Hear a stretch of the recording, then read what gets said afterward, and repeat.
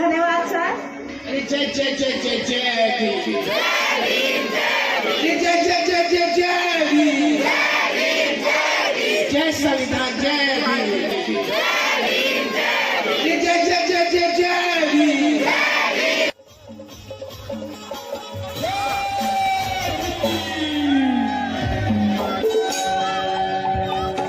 कि होठों पर पुराने तराने आ गए, जिगर का बड़ा टकराने आ गए। कि होठों पर पुराने तराने आ गए, जिगर बड़ा था टकराने आ गए। जो हमें नहीं जानते उन्हें पता चलेगा कि सोशल मीडिया पर से भीम के दीवाने आ गए, भीम के दीवाने आ गए। अरे फूलों की कहानी सहारों ने लिखी, रातों की कहानी सितारों ने लिखी। फूलों की कहानी बहारों ने लिखी, रातों की कहानी सितारों ने लिखी। हम नहीं है किसी के गुलाम, क्योंकि हमारी जिंदगी बाबा साहब अम्बेडकर ने लिखी, बाबा साहब अम्बेडकर ने।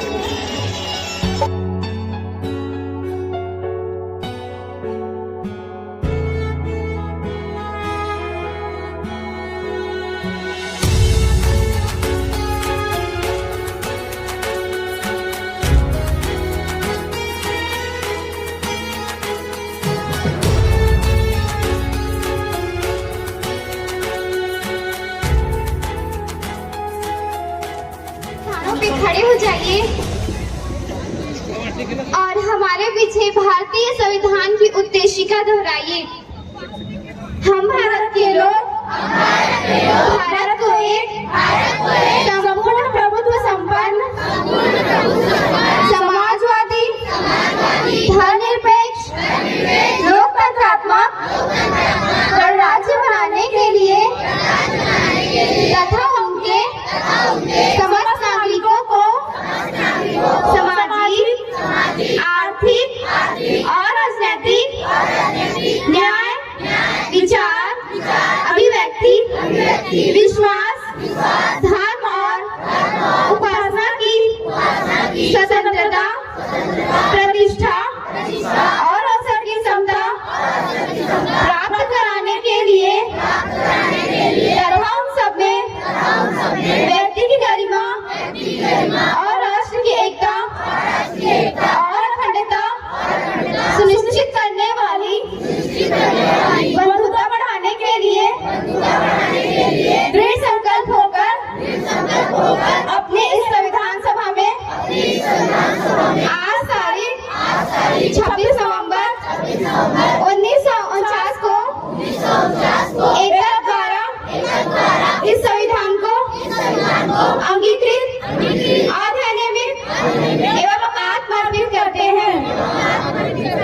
जय भारत, जय संविधान, जय भीम, जय भीम। जो हिंदू कोड बिल के ऊपर 2-4 लाइन बोलेंगी पायल साहब। जय भारत, जय संविधान, सभी को जय भीम। संविधान दिवस की आप सभी को हार्दिक शुभकामनाएं। हिंदू कोड बिल, क्या आप जानते हैं हिंदू कोड बिल के तहत बाबा साहेब महिलाओं को उन अधिकारों को दिलवाना चाहते थे जो महिलाओं के लिए अत्यंत आवश्यक था, जिनमें मोनोगैमी अर्थात एक व्यक्ति की एक ही पत्नी और तलाक का अधिकार शामिल था एवं संपत्ति का अधिकार शामिल था। लेकिन जब हिंदू कोड बिल पारित नहीं किया गया तब बाबा साहेब अत्यंत दुखी हुए और वे अपने कानून मंत्री के पद से इस्तीफा दे दिए। बाबा साहेब का कहना था कि हिंदू कोड बिल के जितना हिंदू कोड बिल के पारित होने में उनको खुशी मिलती उससे कम खुशी उन्हें भारत का संविधान लिखने में हुई। धन्यवाद। बहुत बढ़िया पायल। इसके पश्चात स्मिता मंगेशकर आरबीआई की स्थापना जो है उसके ऊपर अपनी बात रखेंगी बहुत संक्षिप्त में। जय भीम, जय संविधान। सभी को संविधान दिवस की बहुत बहुत बधाइयाँ। रिजर्व बैंक ऑफ इंडिया, क्या आपको पता है reserve bank of India RBI, जिसकी स्थापना 1 अप्रैल 1935 को की गई थी, का कॉन्सेप्ट बाबा साहेब ने दिया था। RBI एक बैंक नहीं है, पर बैंकों का बैंक है, जो बैंकिंग प्रणाली को सुदृढ़, सुरक्षा परक और शक्ति परक बनाने में आधार प्रदान करता है। बाबा साहेब, आपके ज्ञान को प्रणाम। जय भीम, जय भारत, जय संविधान। धन्यवाद। बहुत बढ़िया पुष्पिता। इसके पश्चात शारदा चौहान हमारे बीच में है। शारदा चौहान जो एक मत एक मूल्य के ऊपर अपनी बात रखेंगी। आप सभी को जय भीम। 26 नवंबर संविधान दिवस की आप सभी को हार्दिक शुभकामनाएं। अनुच्छेद 14 में एक मत एक मूल्य का अधिकार है। आप जानते हैं कि एक मत एक मूल्य अधिकार मिलने के पहले बहुतों का मत था कि केवल शिक्षित वर्ग को ही मत देने का अधिकार मिले, गरीब लोगों को मत देने का अधिकार ना मिले, महिलाओं को मत देने का अधिकार ना मिले। हर वर्ग की मत की वैल्यू अलग अलग हो। अतः बाबा साहेब के तर्कों एवं ज्ञान पूर्वक के डिबेट के कारण भारत के हर नागरिक को मत देने का अधिकार मिला, जिन्हें स्वस्थ अधिकार है। धन्यवाद।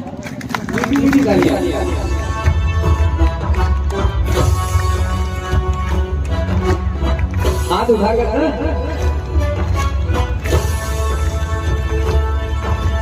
स्वतंत्रता को बल देता है, समान न्याय का फल देता है। स्वतंत्रता को बल देता है, समानता का फल देता है। इसकी बदौलत भारत देश को मिला नया सम्मान है। ट्रैक बढ़ाइए। भारत का संविधान है, साथ में गाएंगे प्लीज। भारत का संविधान है, सभी प्लीज। भारत का संविधान है, भारत का संविधान है।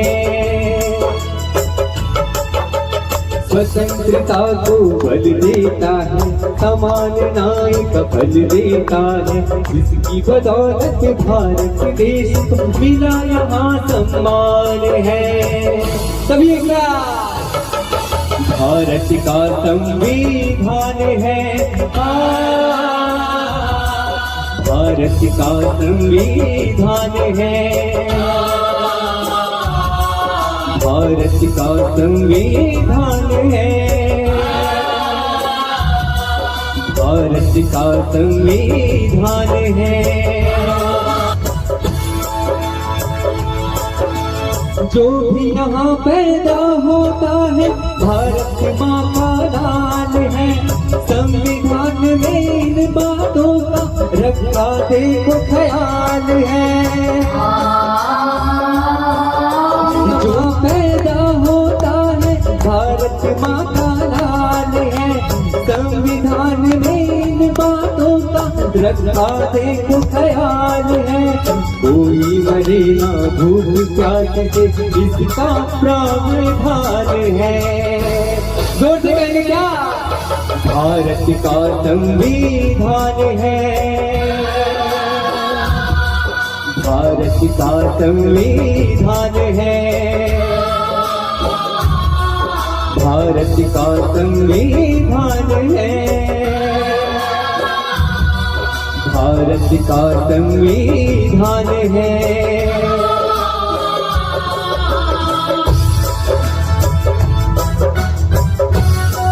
मीठी मीठी तालियां प्लीज। अपनी मौजूदगी ऐसे दर्ज करेंगे क्या हम लोग? पीछे वाले प्लीज। क्या बात है?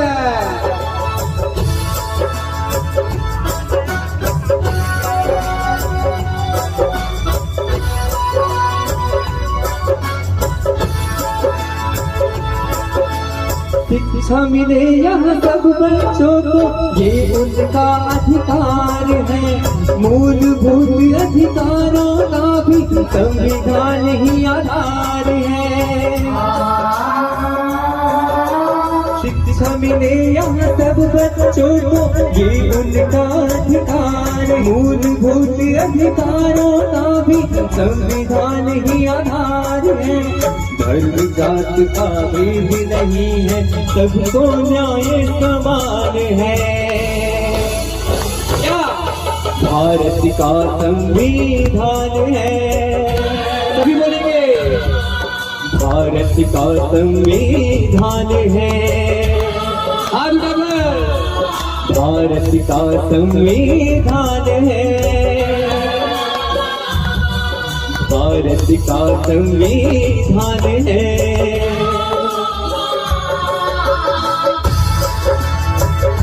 तालियां बजती रहनी चाहिए। महिला शक्ति, शक्ति दिखाओ ना, हाँ मुस्कुराते हुए।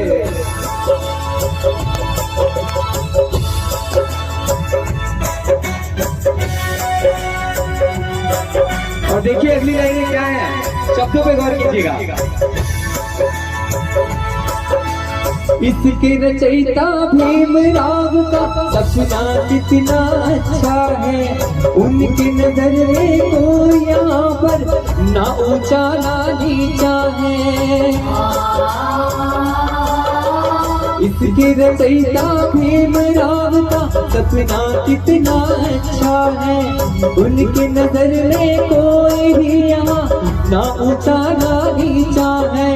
बड़े शान से स्वाभिमान से बनते पंच प्रधान है। समर्थन कीजिए प्लीज। भारत का संविधान है, तालियां। भारत का संविधान है, भारत का संविधान है, भारत का संविधान है।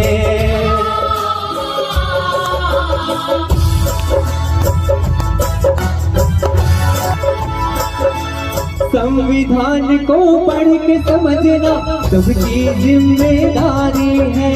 संविधान में ही हम सबकी देखो दुनिया सवारी है।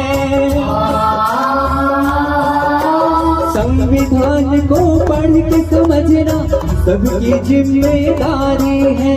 संविधान में ही हम सबकी देखो दुनिया सवारी है। संविधान ही भारत देश की जीवन ज्योत और प्राण है ना? तो बोलो भारत का संविधान है,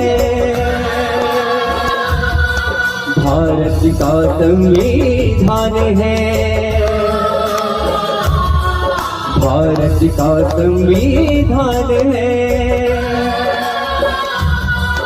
भारत का संविधान है, भारत का संविधान है, भारत का संविधान है।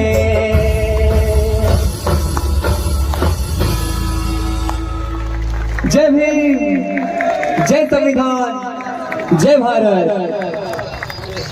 रोहित दहिया जी द्वारा किया जा रहा है, उनकी टीम द्वारा किया जा रहा है। बहुत ही सराहनीय, बहुत ही उत्साहवर्धक भी है। महापुरुषों को घर घर तक पहुंचाने का जो सबका धन्यवाद। आपने बहुत ही तालियों से उनका स्वागत किया है। मैं कृष्णानाथ मैं आपको आमंत्रित करती हूँ सर कि आप यहाँ आए और इस महती सभा को संबोधित करते हुए हमारा मार्गदर्शन करें। आज संविधान दिवस है, तो सबसे पहला जो प्रश्न हम लोगों के मस्तिष्क में होता या होना चाहिए वो यही कि संविधान दिवस क्यों मनाते हैं और संविधान दिवस को हम ही क्यों मनाते हैं। क्या जरूरत है, पूरा देश क्यों नहीं मना रहा। सभी संप्रदायों के लोग, सभी जातियों के लोग, सभी वर्गों के लोग सब संविधान क्यों नहीं मना रहे। सब संविधान दिवस को हम क्यों मना रहे हैं। हम इसलिए मना रहे हैं क्योंकि संविधान की सबसे ज्यादा आवश्यकता हमको है।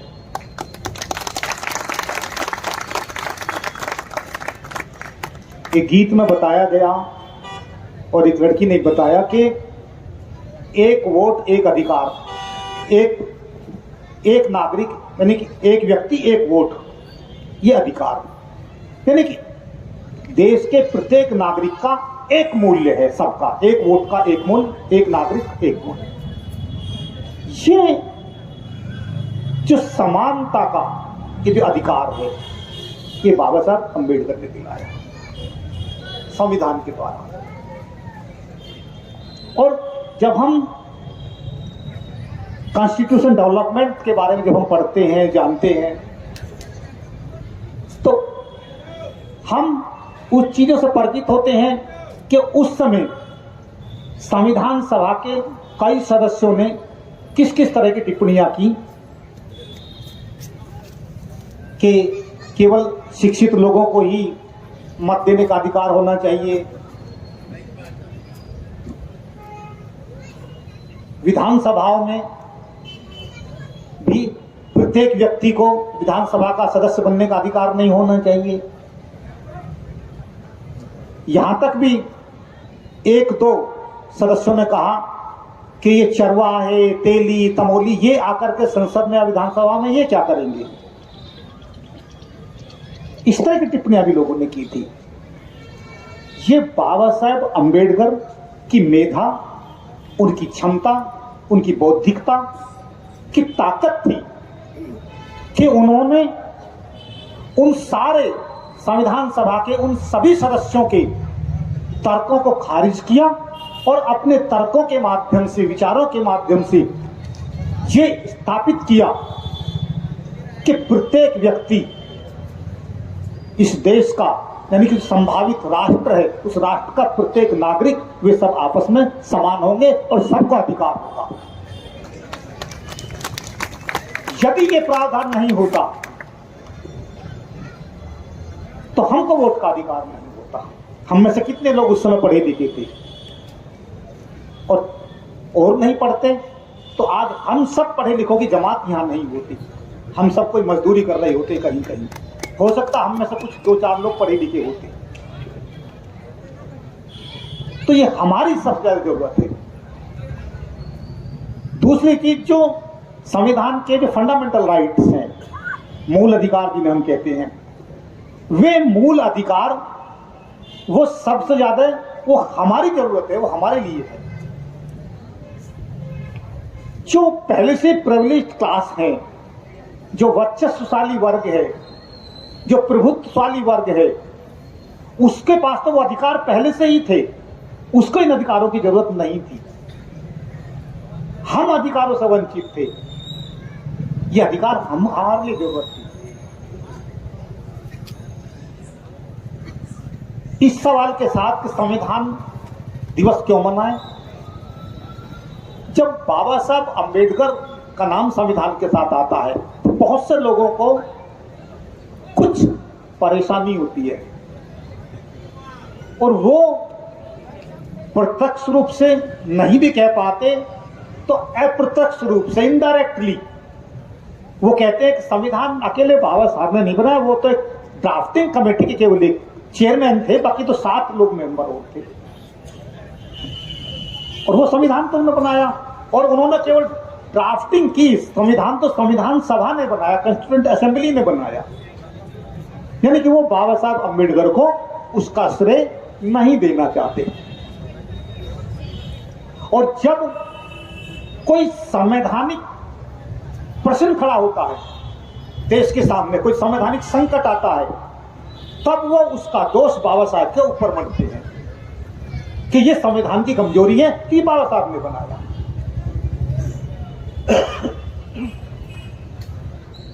अच्छा है तो बाबा साहब का क्रेडिट नहीं उसको जाता, और कोई कमी है तो उसका दोष बाबा साहब को जाता है। असेंबली को, संविधान सभा के अध्यक्ष को संविधान प्रस्तुत करने के बाद बाबा साहब अम्बेडकर ने जो अंतिम भाषण कॉन्स्टिट्यूएंट असेंबली में दिया, उसमें उन्होंने ये बहुत महत्वपूर्ण बात है उनकी कहना, उन्होंने कहा संविधान, हमने अपनी ओर से पूरी कोशिश की है कि अच्छे से अच्छा संविधान देने की कोशिश की है, लेकिन इस संविधान की सफलता ये संविधान के निर्माताओं के हाथ में नहीं है, ये यहां के एग्जीक्यूटिव के हाथ में है, यहां के समाज के हाथ में। उन्होंने कहा था कोई संविधान कितना ही भी अच्छा हो, यदि उसको उसी भावना के साथ उसको अमल में नहीं लिया जाएगा तो वो अच्छा संविधान भी वो असफल सिद्ध हो जाएगा। और यदि संविधान में कुछ कमजोरियां भी हों और यदि उसको सद्भावनाओं के साथ, अच्छी भावनाओं के साथ उस पर अमल किया जाएगा तो वो संविधान बेहतर सिद्ध हो जाएगा। और ये उन्होंने बड़ा लंबा भाषण दिया था। उन्होंने इस बात को रेखांकित किया था कि संविधान लागू होने के बाद हम राजनीतिक रूप से एक लोकतांत्रिक राष्ट्र बन जाएंगे, लेकिन समाज अलोकतांत्रिक है। ये एक कॉन्फ्लिक्ट है, एक द्वंद्व है, और ये तब से अब तक चला आ रहा है। संविधान डेमोक्रेटिक है, समाज अनडेमोक्रेटिक के। वो जिस तरह से लाइब्रेरी में छोटे छोटे बच्चे आए हैं, बुद्ध विहार में बच्चे आ रहे हैं, वो कल्चरल एक तरह का वो एक प्रभाव ले रहे हैं, उनके अंदर आ रहा है, वो चीजें ग्रहण कर रहे हैं। और उन बच्चों में चाहे वो भाषण की उन्हें कौशल सिखाया जा रहा है, उनको विषय दे करके उनको अध्ययन कराया जा रहा है, उनके अंदर चीजें लाई जा रही हैं। ये जो बच्चे हैं जिस तरह से ट्रेन किए जा रहे हैं, ये बच्चे पीढ़ी तैयार होगी। वो बच्चे आपकी पीढ़ी तैयार नहीं करेंगे जो IIT में पढ़ रहे हैं या कहीं पर भी इंस्टीट्यूट में पढ़ रहे हैं, जो BTech, MTech, MBA करके जो इन चीजों से उनका कोई वास्ता नहीं है, वो अगली पीढ़ी बनने वाले नहीं है। वो तो एक सुविधा पीढ़ी बन जाएगी।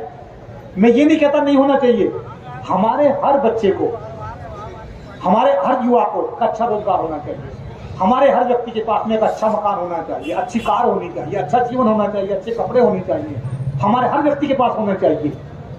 लेकिन हमको समाज को दूसरे लोगों को देखना चाहिए। कम से कम हम उन लोगों से सीखें कि वो लोग जहां जाते हैं अपना कल्चर अपने साथ लेके जाते हैं। हमारे लोग यदि वो यहां से एक कल्चर लेके जाएंगे तो जहां भी जाए कम से कम वो कल्चर अपने साथ लेके चले जाएंगे। वो जहां कहीं जिस कैपेसिटी में कहीं अपने लोगों को मदद कर सकें, गाइड कर सकें, कुछ सहयोग कर सकें, वहां उनको सहयोग कर दें तो हम कर सकते हैं। तो ये आज एक बहुत कठिन समय है। हालांकि समय हमारे लिए कभी भी कोई समय आसान नहीं रहा। हजारों सालों से कोई समय हमारे लिए ऐसा नहीं आया जहां हम चैन की सांस लेने वाले रहे हों। हमारे पुरखों ने हमेशा संघर्ष किया, हमेशा उनके लिए कठिन समय रहा। हमारे सामने भी कठिनाइयां हैं, आने वाली पीढ़ियों के सामने भी शायद कठिन समय रहेगा। एकदम से समाज बदलता नहीं है, लेकिन हमको साहस नहीं खोना है, हमको हौसला नहीं खोना है, और हमको जो समय के साथ आने वाली चुनौतियां होती हैं उनके लिए खुद को तैयार करना है। तो आज संविधान जो हमको ताकत दे रहा है, हमें उस ताकत को पहचानना चाहिए और हमको अपनी लड़ाइयां उस संवैधानिक ताकत के अनुसार, उस संविधान के ताकत के साथ हमको लड़नी चाहिए। संविधान को बचाना इसलिए हमारे लिए जरूरी है कि संविधान है तो हम हैं, संविधान है तो हम प्रगति कर सकते हैं। संविधान होगा तो हम संविधान मानवीय गरिमा देता है, हमारी गरिमा होगी। आज इस संविधान को हटा दो, मनुस्मृति ले आओ, हम 18वीं शताब्दी में चले जाएंगे 20 साल के अंदर, ज्यादा समय लगने वाला नहीं। तो संविधान को बचाना हमारी जिम्मेदारी है। परिवर्तन होते रहेंगे, लेकिन हमें केवल राजनीति के भाव से रहना भी बहुत आशा पैदा नहीं करता। बाबा साहब अम्बेडकर ने भी एक बार कहा था जरूर कि राजनीति हर ताले की चाबी है। उसका ये था हमें उस ओर भी ध्यान देना चाहिए कि सत्ता पर हम भी काबिज हो सकते हैं, लेकिन इसका मतलब ये नहीं है कि हम एक बार राजनीतिक सत्ता हमारे हाथ में आ गई तो सब कुछ हम समाज को बदल देंगे, दुनिया को बदल देंगे। इतना आसान नहीं है। इसका उदाहरण हमने उत्तर प्रदेश में देख लिया। 4-5 बार बहुजन समाज पार्टी की सरकार बन गई, बहुत बड़ा परिवर्तन आया, एक सांस्कृतिक जागरूकता आई, बहुत परिवर्तन आया, लेकिन सारे ताले नहीं खुले, बेरोजगारी खत्म नहीं हुई, बहुत सारी चीजें खत्म नहीं हुई वहां पर। तो राजनीतिक चेतना एक बड़ा काम करती है और कई बार राजनीतिज्ञ वो राजनीति से अधिक वो सामाजिक चेतना के संचार में बड़ी भूमिका निभा देते हैं, जैसा मान्यवर कांशीराम जी ने किया।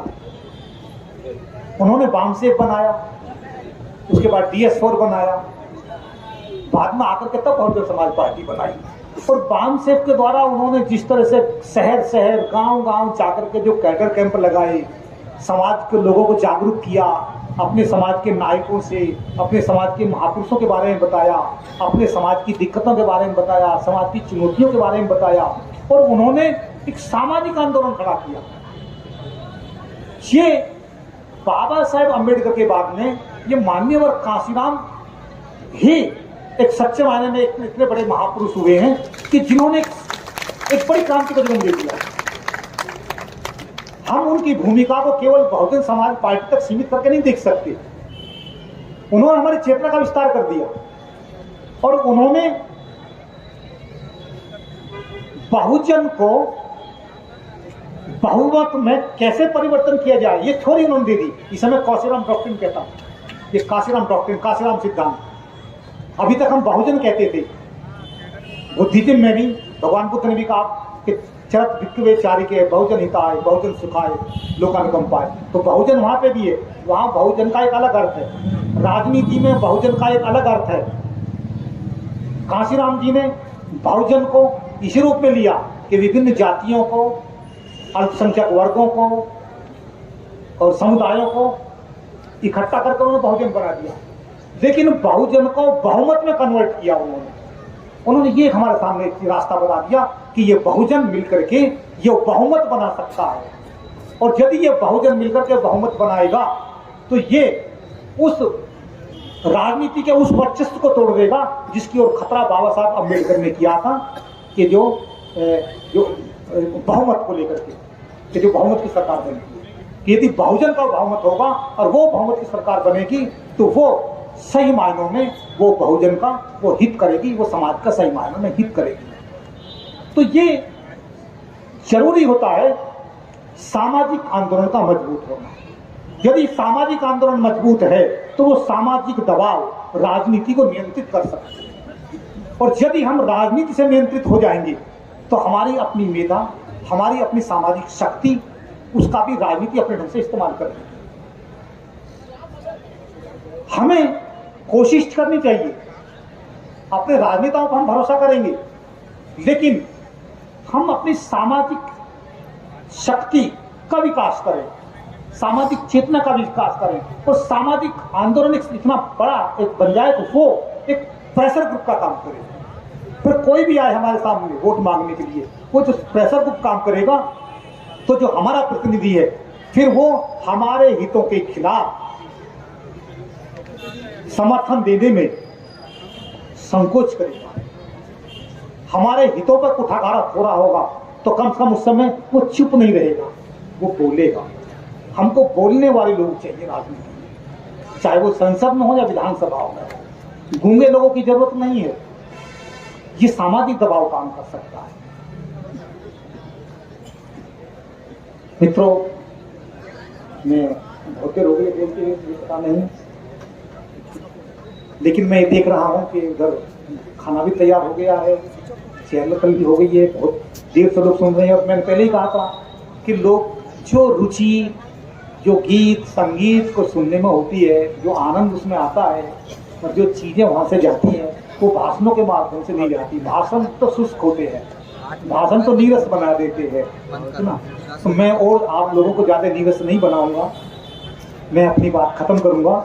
आप लोगों ने बहुत बुलाया, मुझे प्यार दिया और इतने धैर्य के साथ मुझे इतनी देर तक सुना या बर्दाश्त किया। आप सबको बहुत धन्यवाद। सबको जय भीम, जय भारत, जय हिंद।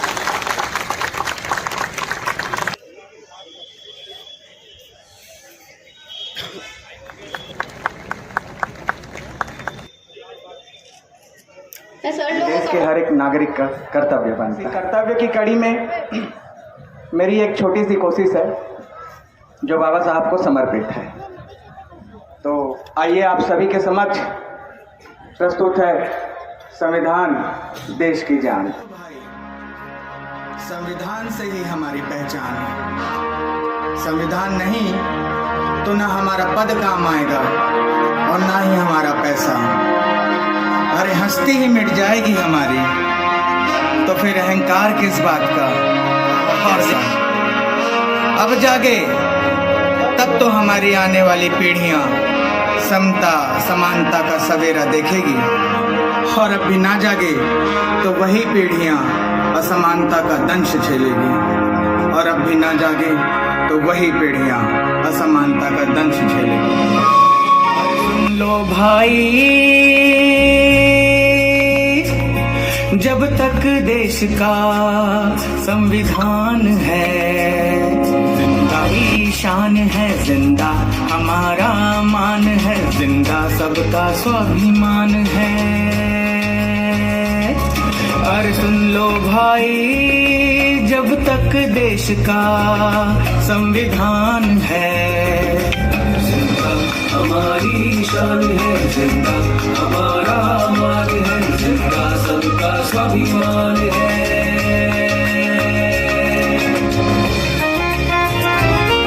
और सुन लो भाई,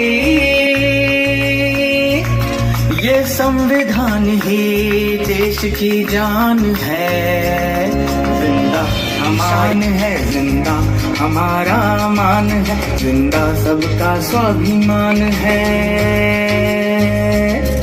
और सुन लो भाई, ये संविधान ही देश की जान है, जिंदा हमारी शान है, जिंदा हमारा मान है, सबका स्वाभिमान है। और सुन लो भाई, ये महापुरुषों का बलिदान है, जिंदा हमारी शान है, जिंदा हमारा मान है, जिंदा सबका स्वाभिमान है। अरे सुन लो भाई, ये महापुरुषों का बलिदान है, जिंदा हमारी शान है, जिंदा हमारा मान है, जिंदा सबका स्वाभिमान है। अरे सुन लो भाई, महिलाओं के हक अधिकार के लिए, शोषितों पीड़ितों के उद्धार के लिए, सभी असमानताओं से दूर सम्मान के लिए, ये संविधान ही हमारी पहचान है, ये संविधान ही हमारी पहचान है, ये संविधान ही हमारी पहचान है। जय भीम, जय भीम। सबसे आखिर में मैं ही हूं, तो ज्यादा परेशान ना हो, जल्दी खाना मिलेगा, थोड़ा कम बोलूंगा आज। तो छत्तीसगढ़िया सबसे बढ़िया, ये सुनते थे हम लोग, और मैं पहली बार छत्तीसगढ़ में आया हूं, तो आने के बाद कहूंगा बिलासपुरिया सबसे बढ़िया। शाबाश, बहुत शानदार कार्यक्रम आपका। आज जब मैं आपके यहाँ बिलासपुर में आया, तो उस समय जब मैं एरोप्लेन से नीचे उतर रहा था, जहाज से नीचे उतर रहा था, तो एक किस्सा मुझे याद आया। बाबा साहब डॉक्टर अंबेडकर जब बहुत छोटे थे, तब उनके पिता जो है वो, क्योंकि नौकरी चली गई थी, तो कमाई के लिए वो कोरेगांव में शिफ्ट हो गए, वहां पर काम करने लगे।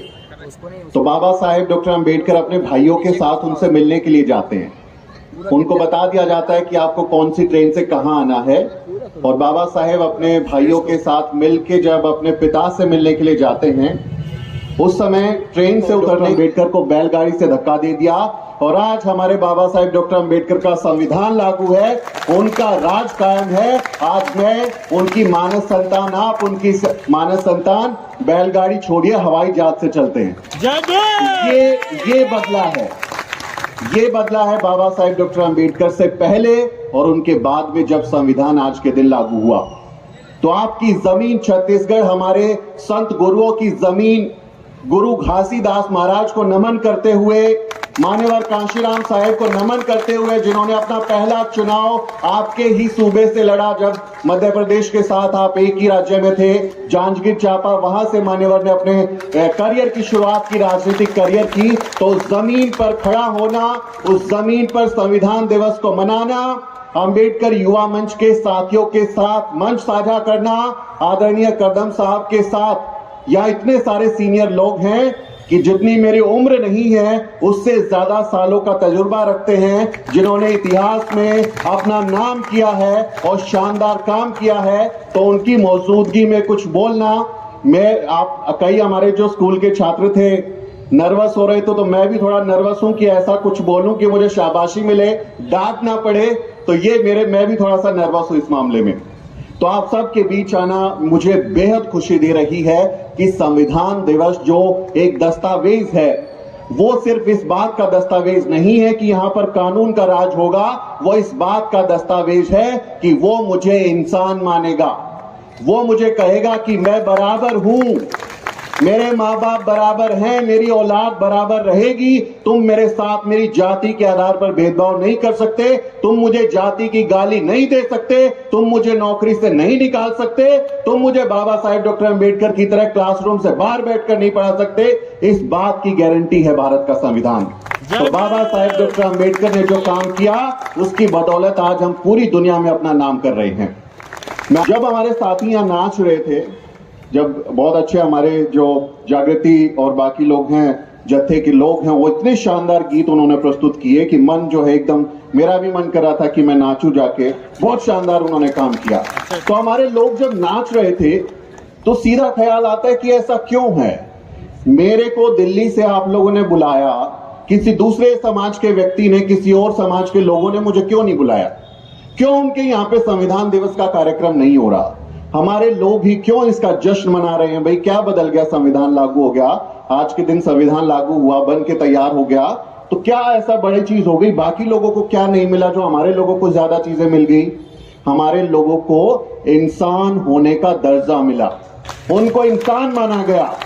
जिसके छूने से लोग अपवित्र हो जाते थे, जिसके रास्ते पे चलते हुए कहा जाता था कि घुंघरू बांध के चलो ताकि तुम्हारी आवाज आएगी तो दूर से हम लोग अलर्ट हो जाएंगे, तुम्हारी छाया हमारे ऊपर पड़ेगी तो हम अपवित्र हो जाएंगे, काला धागा बांध के रखो, दोपहर में जाओ, उस व्यक्ति को इस देश की संसद में जाने का अधिकार मिला, इस देश की न्यायपालिका में जाने का अधिकार मिला, इस देश के मुख्य चौक चौराहे पर जाने का अधिकार मिला। ये बदल गया है हमारे बाबा साहब डॉक्टर अंबेडकर के संविधान से। जो ये कहता था कि मैं अगर मुंह से राम का नाम ले लूं तो मेरी जीभ को काट दो। देश के निवासी हैं, सब लोग यहाँ पर रहेंगे, किसी के साथ कोई भेदभाव नहीं होगा, सबको समानता, न्याय, स्वतंत्रता, बंधुता की गारंटी होगी। तो इसलिए हम लोग इसको सेलिब्रेट करते हैं कि जब ये 26 जनवरी 1950 से पहले इस देश में नहीं था, तब हमारी क्या हालत थी आप गूगल कर लीजिए, आपको 70 साल 75 साल पहले के फोटोग्राफ्स कुछ मिल जाएंगे। चमड़ी नहीं थी हमारे शरीर पर, हड्डियों के ढांचे थे हमारे लोग, जिनको खाने को नहीं मिलता था, जिनको ओढ़ने को कपड़ा नहीं मिलता था। आज मैं ये 10-20 हजार रुपए का कोट पहन के चलता हूं, आप लोग इतने अच्छे कपड़े पहनते हैं, हजारों रुपए के कपड़े पहनते, लाखों रुपए की मोबाइल लेके चलते हैं। ये बदला है 70 साल में, ये बदला है जिसने हमें मुख्य धारा की ओर लाकर खड़ा कर दिया। जिसको बैलगाड़ी से धक्का देते थे, आज वो हेलीकॉप्टर जहाज में उड़ रहे हैं। ये बदला है 70 साल में। मेरे राज लड़ रहे हैं हमारे राष्ट्रपिता ज्योतिबा फूले, जब उनको मौका मिला उन्होंने इस देश में व्यवस्था को बदल कर रख दिया। माता सावित्री माई, उन्होंने मिलकर जो गोबर झेला, उन पर कीचड़ फेंका गया, उनकी हत्या के प्रयास किए गए, लेकिन उन्होंने इस देश की लड़कियों की तकदीर बदल दी। उन्होंने स्कूल खोले, व्यवस्था के खिलाफ लड़ाई लड़ी और कहा कि आप जो इस ब्राह्मणवादी व्यवस्था को मानना छोड़ दीजिए और आपस में भाईचारा बढ़ाइए। हमारे जो पेरियार साहब हैं लगातार लड़ते रहे, कई बार जेल गए। वो कहते थे कि ये जो आपके देवी देवता हैं पेरियार साहब ने बहुत अच्छी बात बोली कि आप कहते हैं कि आपके देवी देवताओं के पास इतने सारे हथियार हैं, इन हथियारों का इस्तेमाल किसके प्रति करते हैं, वो किसके खिलाफ इन हथियारों का इस्तेमाल कर रहे हैं। और अगर इनके पास हथियार हैं तो अब जब लड़ाइयां हो रही हैं देशों के बीच में, तो वो क्यों नहीं आ जाते लड़ने के लिए, वो क्यों नहीं टैंक उठा लेते हैं, ये छोड़ देते हैं तीर धनुष और टैंक ले लें, हथियार ले लें, आप आधुनिक हथियारों के साथ हमारी मदद करने के लिए क्यों नहीं आते हैं, सवाल उठाते हैं। बाबा साहेब डॉक्टर अंबेडकर जिस व्यक्ति को, मैं अक्सर इस बात को कहता हूं कि जो हमारे लोग हैं ना, बहुत टैलेंट है उनमें। हमारे बच्चे, अब पहली पीढ़ी के दूसरी पीढ़ी के बच्चे हैं जो स्टेज पर खड़े होकर जब बोलते हैं, भले ही कॉन्फिडेंस थोड़ा इधर उधर हो जाता है, लेकिन ये शुरुआत है। पहली दूसरी पीढ़ी के लोग हैं जो आपको सीधी चुनौती दे रहे हैं। जब 5-6 पीढ़ी में हम लोग भी आगे बढ़ जाएंगे तो आपको पैर रखने की जगह नहीं मिलेगी, आप डर जाओगे। तो ये हम लोग सीखते हैं। हमारे बाबा साहब डॉक्टर अंबेडकर को क्या किया आपने उनको क्लासरूम से बाहर बैठ के पढ़ाया। धक्का दे देते, क्लासरूम में घुसने नहीं देते थे उनको, बाहर बैठते थे और वहां से बैठ के वो देखते थे कि मास्टर जी क्या पढ़ा रहे हैं, क्या सिखा रहे हैं। और फिर क्या हुआ, वो व्यक्ति इस देश का सबसे पढ़ा लिखा आदमी बन गया, सबसे ज्यादा पढ़ा लिखा आदमी बन गया। तो हमको सिर्फ एक मौका चाहिए, सिर्फ एक जेंटल पुश चाहिए।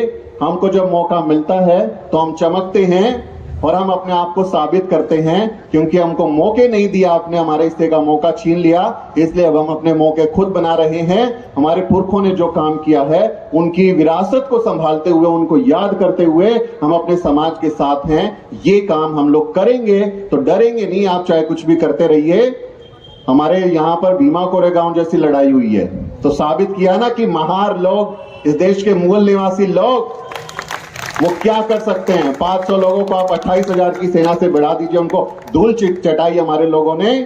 तो हमें क्या करना है, लड़ो कोरेगांव की तरह और पढ़ो भीमराव की तरह। तो हमें ये याद रखना है कि हमें बाबा साहब डॉक्टर अंबेडकर ने जो शिक्षा का रास्ता हमें दिया है, उसकी तरफ हम लगातार आगे बढ़ें और अपने इतिहास को भी याद रखें। लेकिन इतिहास को याद रखने का मतलब ये नहीं है कि सिर्फ अतीत की कहानियां सुनाते रहें कि हमने तो ये कर दिया था, वो कर दिया था। हमें भविष्य की रणनीति भी बनानी है। हमें आगे चलकर यह भी देखना है कि कैसे हम इस देश में अपने बहुजनों की समतावादी चीजें स्थापित कर सकते हैं, व्यवस्था स्थापित कर सकते हैं। साथ साथ हम अपने पर्सनल करियर्स को, पढ़ाई को कैसे अच्छा ले जा सकते हैं। मान्यवर कांशीराम साहब ने अपनी पूरी जिंदगी हमारे लिए कुर्बान कर दी, पूरा घर परिवार उन्होंने छोड़ दिया, कभी वापस मोड़ के अपने घर नहीं गए। लेकिन हर कोई घर नहीं छोड़ सकता। हमारा जो परिवार है, हमारे जो रिश्ते हैं, उनके प्रति भी हमारी जिम्मेदारियां हैं। मान्यवर जैसा त्यागी व्यक्ति हमेशा नहीं होता, वह सदियों में कभी कभार ऐसे व्यक्ति होते हैं। लेकिन हमारी जो परंपरा है वो परिवार वालों की परंपरा है। आप जानते हैं इस देश में एक व्यक्ति आजकल प्रधानमंत्री बना हुआ है, वो कहता है बार बार, मैं तो फकीर हूं, झोला उठाकर चला जाऊंगा।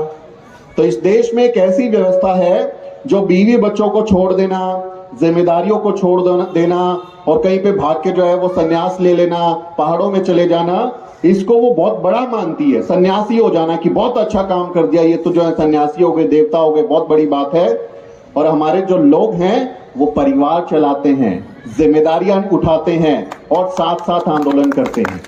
राष्ट्रपिता ज्योतिबा फूले, माता सावित्रीबाई फूले, उनकी जोड़ी एक कपल के तौर पे आज हमारे जो युवा साथी हैं, जो कपल हैं या बनने वाले जिनकी जोड़ियां हैं, वो उन्हें अपना आदर्श माने कि कैसे घर परिवार चलाते हुए इस देश के मुस्तकबिल को बदल के उन्होंने रख दिया, इस देश का भविष्य उन्होंने बदल दिया। बाबा साहेब डॉक्टर अंबेडकर, माता रमाई, कितनी सारी तकलीफें उन्होंने झेली। वो जब लंदन में गए गोलमेज सम्मेलन के लिए तो चिट्ठी लिखते हैं और माता रमा को जो है वो संबोधित करते हुए लिखते हैं, जबकि उनको ये पता था कि माता रमाई पढ़ना लिखना नहीं जानती, तो वो चिट्ठी किसी और से पढ़वाएंगी और कोई व्यक्ति जब उसको पढ़ेगा तो उसको पता चल जाएगा कि मैं क्या फील कर रहा हूं। इस चिंता को छोड़ते हुए अपना प्यार वो माता रमाई के प्रति जाहिर करते हैं और कहते हैं कि रमा अगर तुम नहीं होती तो मैं भी नहीं होता। तुमने जो त्याग किया है ये कोई और नहीं कर सकता था। जो तुमने इतनी गरीबी में, इतनी तकलीफ में, ये सब सहते हुए भी मेरा साथ हमेशा दिया है। मैं एक पति के तौर पे तुम्हारे साथ कभी न्याय नहीं कर सका, इसका मुझे अफसोस है। लेकिन मेरे समाज के लोग, मेरे समाज के बच्चे, उनके लिए मुझे काम करना जरूरी है। इसलिए मैं शायद एक पति के तौर पे तुमको समय नहीं दे पाता, तुम्हारा जो अपना घर का जीवन है उसमें मदद नहीं कर पाता, लेकिन मुझे मेरे बच्चों का जिंदगी बेहतर करनी है, मुझे मेरे समाज की जिंदगी बेहतर करनी है, इसलिए मुझे ये काम करना है। तो हमारे लोगों ने परिवार चलाते हुए, बोझ उठाते हुए, उनको आगे बढ़ाते हुए, साथ में मिलके कोई जेंडर डिस्पैरिटी हमारे बीच में नहीं है। कोई आप देखेंगे कि महिला पुरुष में उस तरह का भेद हमारे लोगों में नहीं मिलेगा आपको। हमारे देश में आप डेटा देखेंगे, आंकड़े देखेंगे, दलित बहुजन समाज, वंचित तबके में, आदिवासी समाज में जो भ्रूण हत्या है, यानी जो फीमेल फिटिसाइड होता है, जिसमें लड़की का पता चलने पे गर्भ में ही उसको मार डाला जाता है, भ्रूण हत्या हमारे लोगों में बहुत कम होती है, होती ही नहीं है। ये भ्रूण हत्या किसमें होती है? जो ज्यादा पढ़ा लिखा आदमी है। ज्यादा पढ़े लिखे कौन है?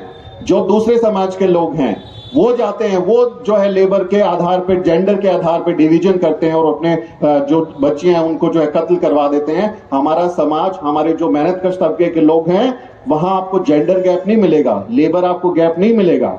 हमारे लोग जो है, अभी हम राजस्थान चुनाव यात्रा में थे, जो हमारे पुरुष जो ईंट बनाने का काम कर रहे हैं, उसके बराबर में ही महिलाएं ईंट बनाने का काम कर रही हैं। हमारे खेत में आप जाइए तो महिलाएं पुरुषों से ज्यादा काम करती हैं। हमारा आप पशुपालन में जाएंगे, आदिवासी समाज के जो कल्चर है उसमें जाएंगे, पुरुषों से ज्यादा काम हमारी महिलाएं कर रही हैं। तो हमारे बीच में जेंडर गैप उस तरह से आपको देखने को नहीं मिलेगा।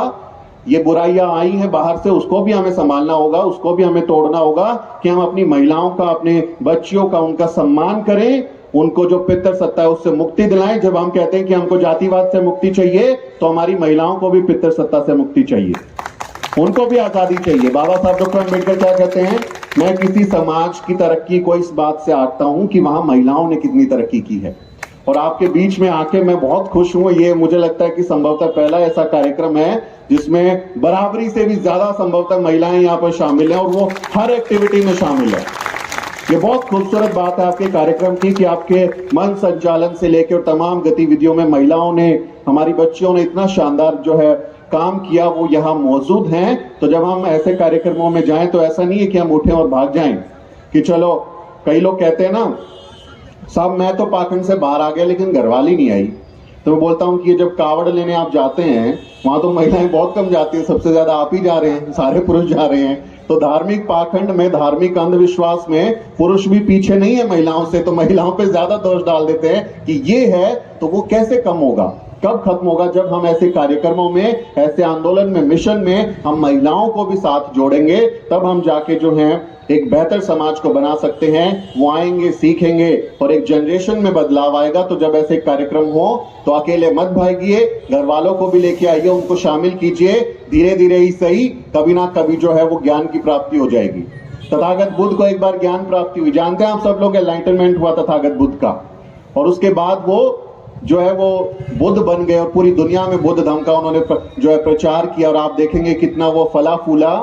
तो ऐसे ही जिस दिन हम लोगों को ज्ञान मिलेगा, जिस दिन हम लोग एनलाइटन हो जाएंगे, उसी दिन ये पाखंड से भी बाहर निकल जाएंगे। उस दिन यहाँ से भी सब जो है बोरा बिस्तरा इनका बंद हो जाएगा। मेरे यहाँ हाथ पे ये तथागत बुद्ध का एक जो है मैंने टैटू करवाया हुआ है। मैं आ रहा था सुबह तो विनोद भाई पूछ रहे थे कि कहाँ से बनाया, तो वो कहानी भी हमें याद आ गई। गांव में मेला लगता है, मैं हरियाणा का रहने वाला हूँ, हरियाणा में जो है मेला लगता है गांव में, तो वहां पे यहाँ पे ओम छपवा लिया, हाथ पे जय माता दी लिखवा लिया, क्योंकि यही चल रहा था अगल बगल में। जय भीम वाले कभी देखे नहीं, बाबा साहब डॉक्टर अम्बेडकर कौन है कभी पढ़ा नहीं, कभी उनकी तस्वीर नहीं देखी, माता रमाई, माता सावित्री कौन है कभी जाना नहीं, किसी ने बताया नहीं। पहली पीढ़ी के व्यक्ति हैं जिन्होंने यूनिवर्सिटी की दहलीज को लांगा है, जिन्होंने ग्रेजुएशन किया है, जिन्होंने पढ़ाई लिखाई की है, नहीं जान पाए हमारे लोगों को। तो बाद में जब एहसास हुआ तो ये ओम से बुद्ध की यात्रा हुई और तथागत बुद्ध आ गए। जहां पर कभी ओम था, जहां जय माता दी लिखा था, वो गायब हो गया। तो बचपन की गलतियों से हमको आजादी मिल गई। तो अम्बेडकरवादी पैदा नहीं होते हैं, अम्बेडकरवादी बनते हैं। एक यात्रा है पूरी, आप उस यात्रा को तय करते हैं। कोई जो है पढ़ाई लिखाई करके अम्बेडकरवादी बनता है। मैंने पहली बार बाबा साहेब डॉक्टर अम्बेडकर को करीबी से जाना, एनालिसिस ऑफ कास्ट, जो जाति की विरासत उनकी पुस्तक है, उसको कॉलेज में खरीदा और वो पढ़ी ट्रेन में यात्रा के दौरान, और उस एक किताब ने मेरी जिंदगी बदल दी। बदलाव एकदम पूरा बदल गया जिंदगी, और हम आज आपके बीच में खड़े हैं। तो कोई पढ़ लिख कर बन जाएगा, कोई यहाँ छोटे छोटे बच्चे हमारे इतनी अच्छी जो प्रस्तुति दे रहे थे, उनके परिवार उनको विरासत में अम्बेडकरवाद दे रहे हैं।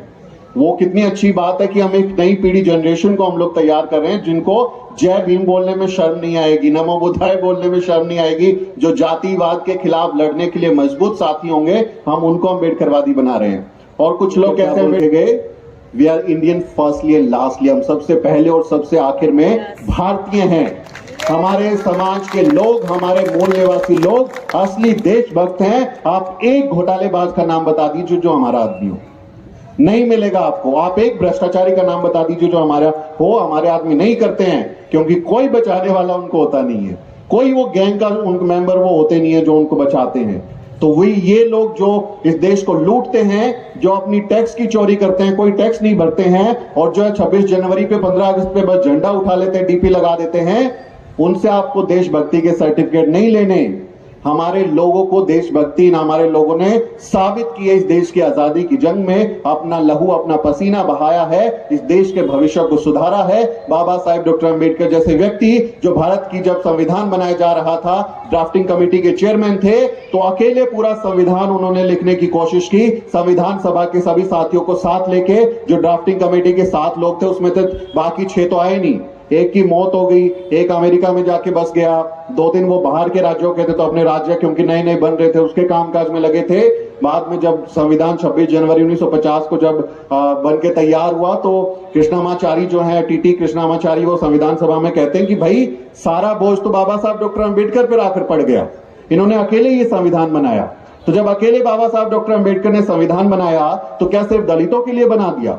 क्या सिर्फ दलितों को वोट का अधिकार मिला है? क्या सिर्फ दलितों को समानता का अधिकार मिला है? क्या सिर्फ ओबीसीओ को, बहुजनों को, आदिवासियों को ये इस देश में रोजगार पाने का, न्याय पाने का अधिकार मिला है?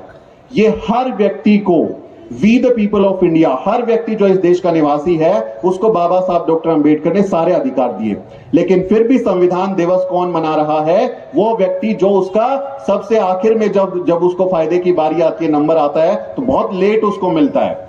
वो व्यक्ति आज संविधान सभा के इस दिन को, इस पर्व को, इस त्योहार को मनाते हुए झूम रहा है, नाच रहा है, लेकिन जो सबसे ज्यादा फायदा उठा के चला गया वो बाबा साहब डॉक्टर अंबेडकर और भारत के संविधान को बदलने की बात करता है कि नया संविधान बनाओ।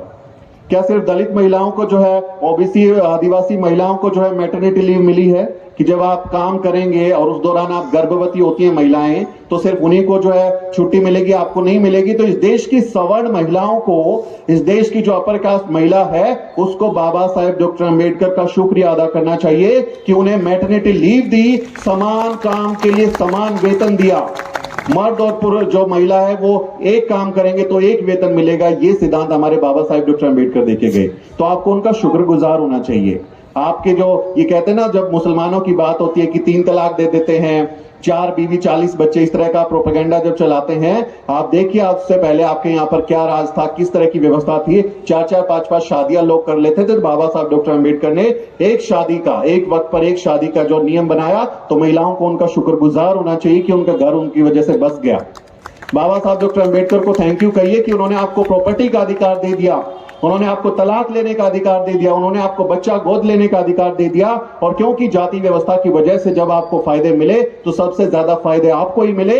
इसलिए आप ये मत कहिए कि बाबा साहब डॉक्टर अंबेडकर का संविधान खराब है। आपको उनका शुक्रिया अदा करना चाहिए कि उसकी वजह से आपको बराबरी का अधिकार मिला है।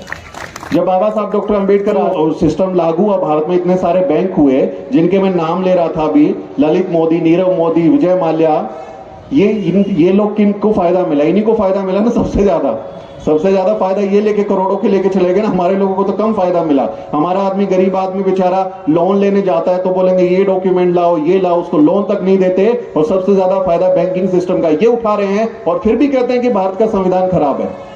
आपके वोट का अधिकार बाबा साहब डॉक्टर अंबेडकर ने आपको दिया कि आप जब वोट डालेंगे तो अपने मन की सरकार चुन सकते हैं। आपके अभी छत्तीसगढ़ में कल ही वोट पड़े हैं, तो ये आपके दरवाजे पे आके जब नेतागण आपको हाथ जोड़ के कहते हैं वोट दे दो, कि राजा के पेट से, रानी के पेट से राजा पैदा नहीं होगा, इस देश की जनता राजा बनाएगी, वोट डालेगी। यह अधिकार बाबा साहब डॉक्टर अंबेडकर ने दिया है। और फिर भी कहते हो कि बाबा साहब डॉक्टर अंबेडकर ने हमारे लिए क्या किया।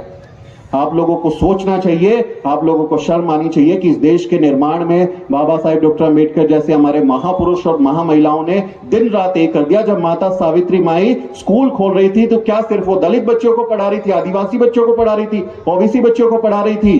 वो सबको शिक्षा दे रही थी। आप गोबर फेंकते रहे और मैं आपकी बच्चियों को पढ़ाती रही, ये हमारी सावित्री माई कहती है। तो वो सबके लिए काम कर रहे थे। यूपी में बहन जी ने सरकार बनाई तो क्या सिर्फ दलितों के लिए काम किया? सबको नौकरियां, सबको जो जिसने अप्लाई किया, जहां जो डिजर्व करता था उनको दिया। तो हमारे लोग समता मूलक समाज की बात करते हैं।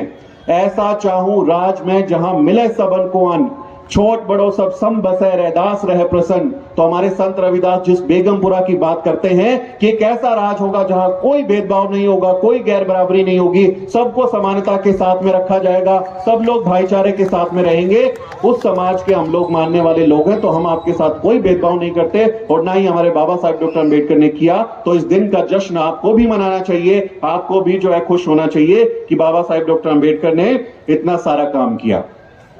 इसके बाद एक दिन एक चीज और बदल गई जो आज के दिन हुआ। वो क्या हुआ, जब 26 जनवरी 1950 को ये संविधान लागू हुआ, बन तो 26 नवंबर को ही गया था, लेकिन क्योंकि 26 जनवरी को लागू हुआ तो उस दिन क्या बदला।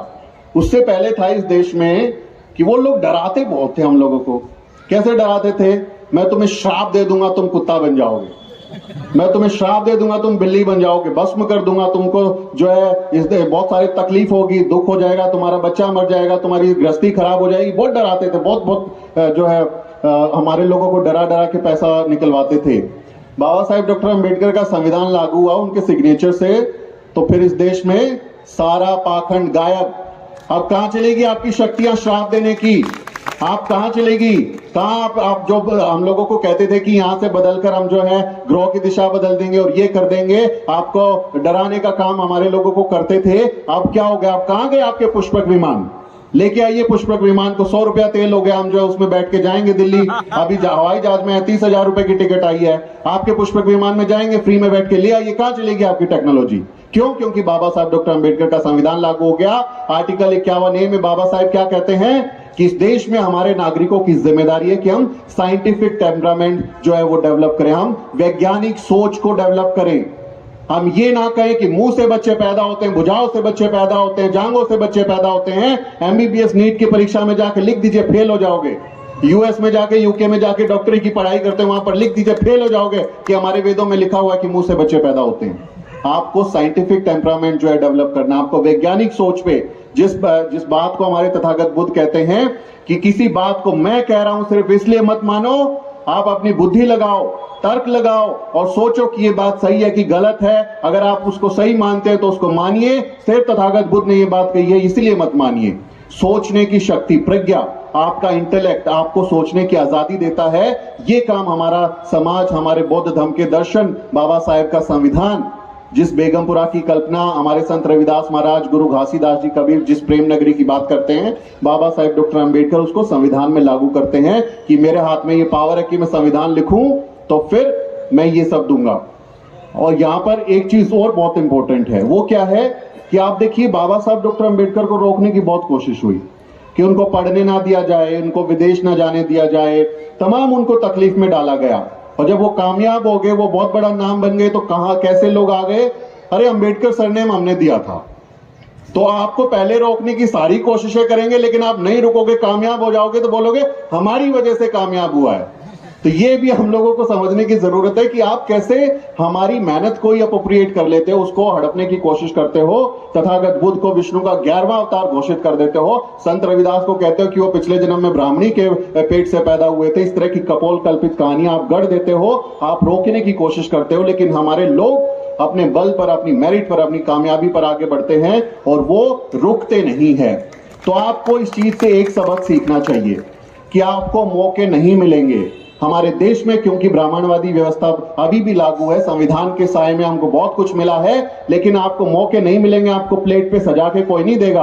आपको अगर सरकार बनानी है तो मान्यवर कांशीराम साहिब की तरह गलियों में घूमना पड़ेगा, दिन रात साइकिल लेके निकलना पड़ेगा, अपना घर परिवार छोड़ना पड़ेगा, बहुत मेहनत करेंगी तब जाके आपको मौका मिलेगा। इसलिए जब मौका मिले तो उसका अच्छे से इस्तेमाल करो और बेहतर तरीके से काम करो।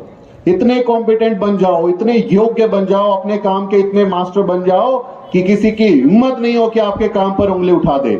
जैसे बाबा साहेब डॉक्टर अंबेडकर को मौका मिला संविधान लिखने का, उनको चैरिटी में खैरात में नहीं मिला था कि उनको ड्राफ्टिंग कमेटी का अध्यक्ष बना दे।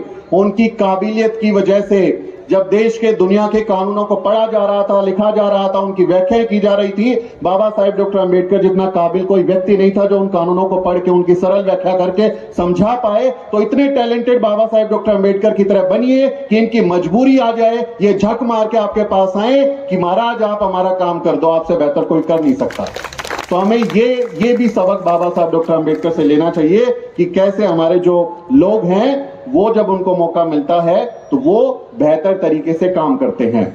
हमारे लोग तमाम मुसीबतें झेलते हैं, तमाम तरीके की एट्रोसिटी झेलते हैं।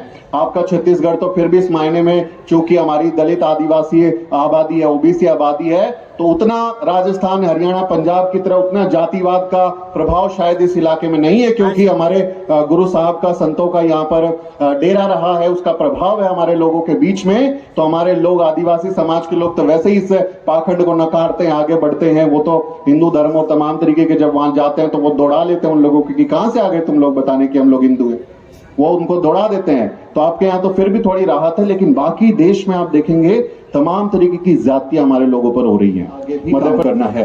बाबा साहब डॉक्टर अंबेडकर की एक बात और मैं कह के अपनी बात को खत्म करूंगा। बाबा साहब डॉक्टर अंबेडकर ने बोला कि हम सबसे पहले और सबसे आखिर में भारतीय हैं। आपने सबने सुना, लेकिन इसी भाषण में, इसी बात में बाबा साहब डॉक्टर अंबेडकर आगे क्या कहते हैं कि यदि मेरे और मेरे देश के इंटरेस्ट का, हित का मामला जब आएगा कि यदि मुझे अपना भला चुनना है या मेरे देश का भला चुनना है, तो मैं अपने देश का भला चुनूंगा, अपना भला नहीं चुनूंगा। लेकिन अगली लाइन क्या कहते हैं बाबा साहब डॉक्टर अंबेडकर? ताली अभी मत बजाइए, इस लाइन पे बजाइएगा। बाबा साहब डॉक्टर अंबेडकर क्या कहते हैं अगली लाइन में कि यदि मेरे समाज के हित का और देश के हित का मामला आएगा तो मैं अपने समाज का ही चुनूंगा, क्योंकि समाज के साथ इतिहास में कभी न्याय नहीं हुआ, कभी इनके साथ भला नहीं हुआ। आपके पास जब भी मौके थे आपने इनकी हकमारी की है, इसलिए समाज के साथ खड़ा होना जरूरी है। तो हमें अपने समाज के हित में, समाज में जानना चाहिए, उनके लिए काम करना चाहिए। मिशन पे बैक टू सोसाइटी जो हमारा मिशन है, मानवर काशीराम साहब जैसे लोग हैं, उन्होंने जो बहुत मेहनत करी है, अपने गुरुओं ने, जिन्होंने, संतों ने अपना जीवन लगा दिया, उनसे सीखते हुए हम भी समाज के लिए कुछ करें और समाज के हित में तमाम तरीके की जो ज्यादतियां उसके खिलाफ, उसको रोकने के लिए एकजुट हों। ऐसे कार्यक्रम होते रहे। सुना, मैं माफी चाहता हूं, मैंने वादा किया था कि मैं जल्दी खत्म कर दूंगा, लेकिन आप लोगों की तालियां मुझे आगे बोलने के लिए, प्रेरित के खाने के बीच में, भोजन के बीच में थोड़ी मैं बाधा बना, उसके लिए मैं माफी चाहता हूं। आप लोगों ने मुझे सुना, मुझे इतना प्यार दिया, इतना सम्मान दिया। और आज दिन में हम लाइब्रेरी गए थे, नागार्जुन बुद्ध विहार में, इतनी खूबसूरत लाइब्रेरी हमारे बच्चे पढ़ने के लिए। तो हमारे इस तरह के जो सेंटर हैं, ये सिर्फ ये नहीं कि वो बौद्ध विहार हैं, वो लर्निंग सेंटर है, वो पावर सेंटर है, जहां पर हमारी जनरेशंस तैयार होती हैं इस देश को बेहतर बनाने के लिए। तो ऐसे लोगों को, ऐसे प्रयासों को हम सबको बढ़ावा देना चाहिए, हमें इनकी मदद करनी चाहिए। अंबेडकर युवा मंच बिलासपुर के सभी साथियों का तहे दिल से शुक्रिया। आपके तमाम प्रयासों का मैं सराहना करता हूं कि आप इस मिशन को, इस कारवां को यूं ही आगे बढ़ाते रहें और हम लोग भी आपके साथ जुड़े रहेंगे। आपने बुलाया, इतना सम्मान दिया, बहुत बहुत शुक्रिया। जय भीम, जय भारत।